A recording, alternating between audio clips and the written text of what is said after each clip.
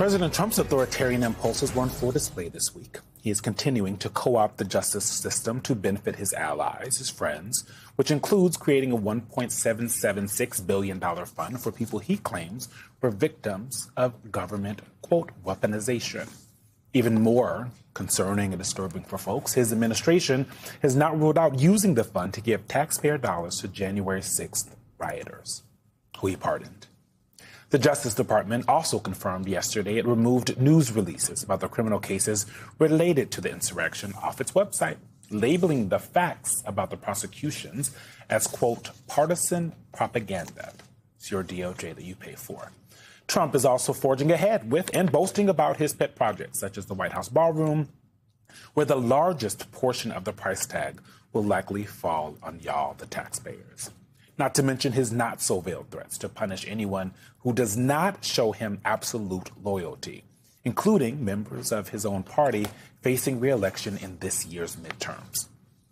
All of this echoes a familiar autocratic playbook we've seen throughout history from leaders like former, important, Hungarian Prime Minister Viktor Orban, who spent years on beautification projects to project a strongman image, weakening democratic institutions, rewarding his political allies, and dismantling the rule of law. Joining us now, Andrew Weissman, MS Now legal analyst and author of the newly released Liar's Kingdom, How to Stop Trump's Deceit and Save America. Andrew, thank you so much for coming to The Weekend. We're going to get to the book eventually, but I want to start right there on the DOJ scrubbing the website of January 6 news releases, calling the things that were in there, the facts that were in there, that everyone in this country saw with their own eyes and heard with their own ears, propaganda. How significant is that? And am I just looking at everything as like red alarm fire, oh my God, or does that actually matter as much as it feels like it does?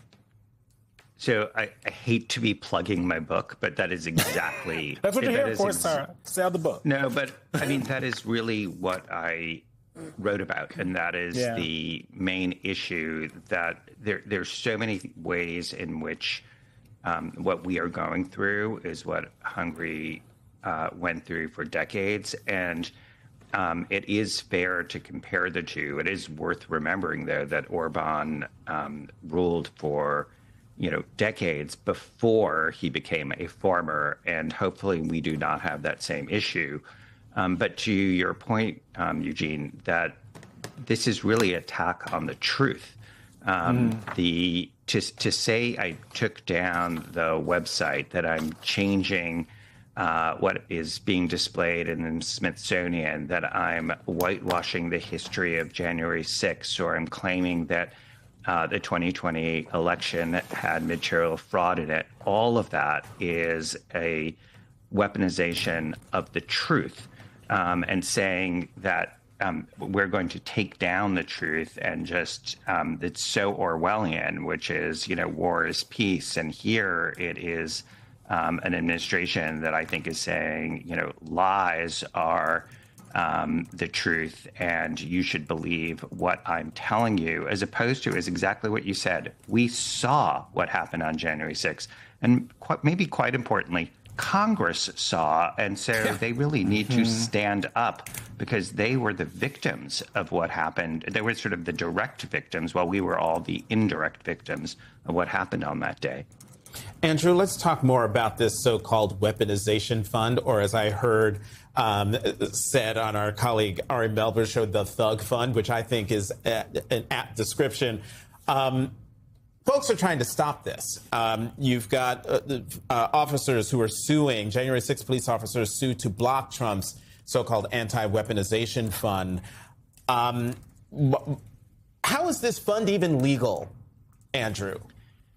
I love that question, because there are really two issues. One is the creation of the fund, and the second issue is how it would be spent.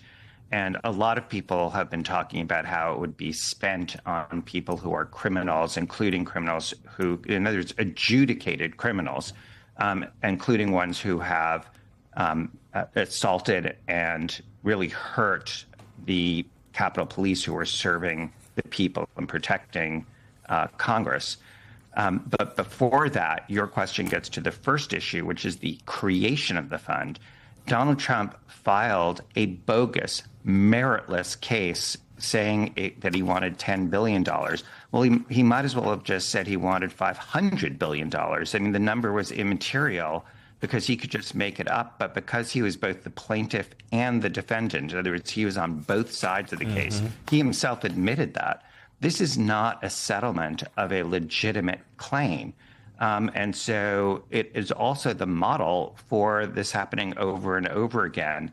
So to me, this is the same thing as if he had just gone into the Treasury coffers and stolen the money with the complicity of the acting attorney general.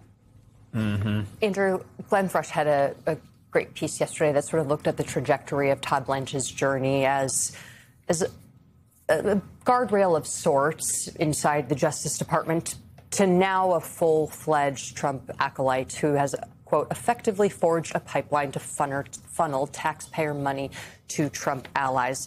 I'm not sure if you ever came across Blanche during your career, I guess before he was working for President Trump, but you know, he went from a longtime attorney in the Southern District of New York to an AUSA to then WilmerHale to other fancy law firms to this. I'm wondering if you have this sort of theory on what happened.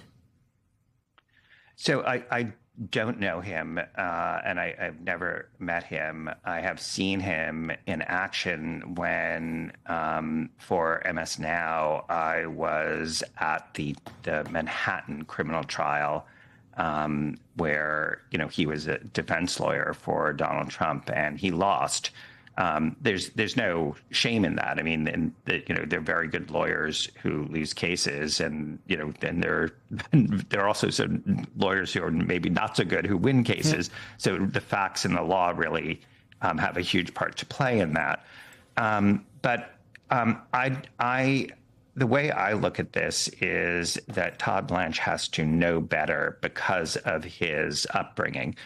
He worked in a distinguished federal prosecutor's office, and he knows the kinds of things that are going on are completely not just they're not just bad policy, they're completely inappropriate, starting with there were a lot of reports that if you previously represented the president as his personal attorney, that you should not be taking on matters that conflict with that prior role. You have a continuing duty of loyalty to the president as his personal attorney.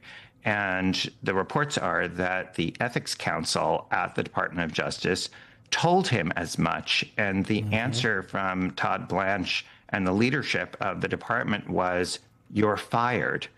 And so that gives you a good sense of where we are now, which is it's so inappropriate for somebody who was counsel for somebody to now be taking positions that are not representing us, which is your role when you are working for the public. It is not representing any individual, let alone somebody who you used to represent.